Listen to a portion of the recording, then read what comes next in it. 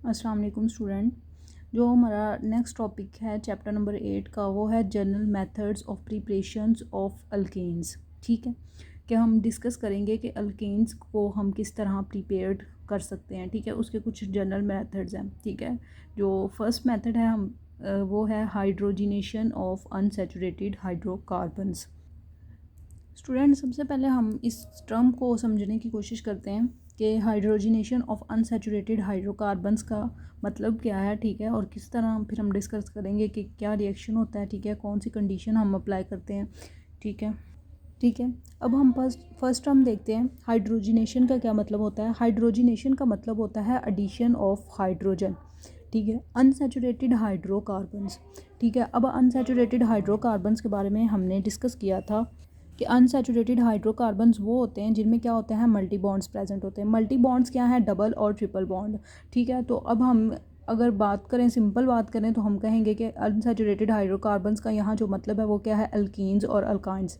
तो अगर हम इस टर्मिनोलॉजी को समझने की कोशिश करें तो हम ये कह सकते हैं कि जो अल्कीन्स या अल्काइंस अनसैचुरेटेड हाइड्रोकार्बन्स में अगर हम हाइड्रोजन्स को ऐड कर दें, ठीक है, तो वो किस में कन्वर्ट हो जाएंगे, अल्केन्स में कन्वर्ट हो जाएंगे। ठीक है, हम इसका रिएक्शन लिख कर देखते हैं। ठीक है, कि किस तरह क्या ये रिएक्शन होता है। ठीक है, इसकी कंडीशंस क्या है। इससे पहले मैं आपको एक चीज़ बता दूं कि ये जो मेथड है हाइड्रोजिनेशन ऑफ अनसैचुरेटेड हाइड्रोकार्बन्स, ठीक है, इसको एक और भी नाम दिया जाता है। ठीक, तो जो इसको नाम दिया जाता है वो दिया जाता है सेबिटर-सैंड्रेंस मेथड। ठीक है, तो अगर एग्ज़ाम में या टेस्ट में, ठीक है, हाइड्रोजिनेशन ऑफ अनसैचुरेटेड हाइड्रोकार्बन्स की बजाय अगर ये वर्ड यूज़ किया जाए, ठीक है, तो इसका मतलब यही होगा कि preparation of alkanes from the method hydrogenation of unsaturated hydrocarbons.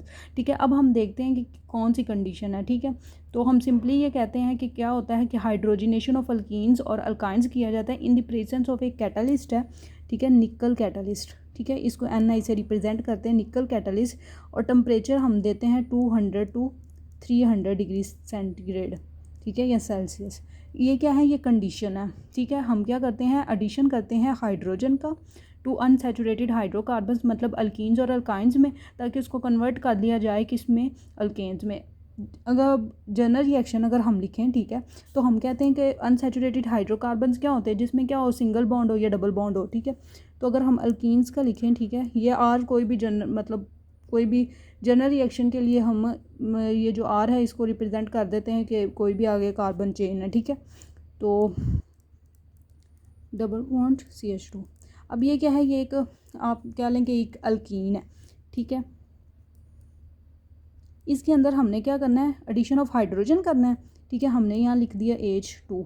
ठीक है, आगे हम मेंशन करेंगे कंडीशंस कि हमने निकल कैटलिस्ट यूज़ किया। ठीक है, और जो टेम्परेचर दिया वो हमने 200 टू 300 डिग्री सेंटीग्रेड या सेल्सियस दिया। ठीक है, अब क्या होगा कि ये देखें, ये जो बॉन्ड है ना, ठीक है, ये डबल बॉन्ड, ये होगा ब्रेक। ठीक है, अब जब ये ब्रेक होगा, ठीक है, हम सपोज करते हैं कि ये ब्रेक हो गया। जब ये ब्रेक होगा तो क्या होगा कि अब जो इस कार्बन का जो है, ठीक है, ये बॉन्ड ब्रेक हो गया। इसका एक बॉन्ड बना है इस आर के साथ, ये जो भी चेन होगी। ठीक है, दूसरा बॉन्ड बना है इसका हाइड्रोजन के साथ, तीसरा इसका बना कार्बन के साथ। लेकिन इसका जो फोर्थ बॉन्ड है, ठीक है, जो ये डबल बॉन्ड था और ये ब्रेक हो गया, तो अब इसके पास क्या हुई है, एक बॉन्ड की एक वैलेंसी खाली हो गई ना, एक वैलेंसी मिल गई। ठीक है, एक बॉन्ड जो है वो बना ही नहीं है। ठीक है, एक बॉन्ड की जो कह लें कि स्पेस है, कोई और एटम की गुंजाइश है कि वो इधर आके कंबाइन कर सकता है। इसी तरह क्या है कि ये कार्बन एक इस कार्बन के साथ बाइंड है, दो हाइड्रोजन के साथ, इसकी भी 3 वैलेंसी पूरी हुई हैं, एक अभी है बाकी। ठीक है, तो इसके पास भी एक वैलेंसी क्रिएट हो गई। ठीक है, इस तरह ये जो 2 वैलेंसी क्रिएट हुई ना, ठीक है, इन दोनों वैलेंसीज के ऊपर जाकर ये वाला हाइड्रोजन लग जाएगा। एक हाइड्रोजन इधर लग जाएगा, ठीक है, एक हाइड्रोजन इधर लग जाएगा। ठीक है, तो इस तरह क्या जनरल रिएक्शन नतीजे में क्या बनेगा, ये सी एच था पहले, CH2 हो गया, इसमें एक हाइड्रोजन ऐड हो गया, ये सिंगल बॉन्ड। ठीक है, इधर CH क्या था, CH2 था, इसने एक और हाइड्रोजन लिया। ठीक है, तो ये कन्वर्ट हो गया CH3 में। ठीक है, तो इसको हम नाम देंगे अल्केन का। ठीक है, तो ये क्या है, ये एक जनरल रिएक्शन है। ठीक है, अगर आपको इस चीज़ की समझ नहीं आए तो मैं इसको एक दफ़ा फिर रिपीट कर रही हूँ।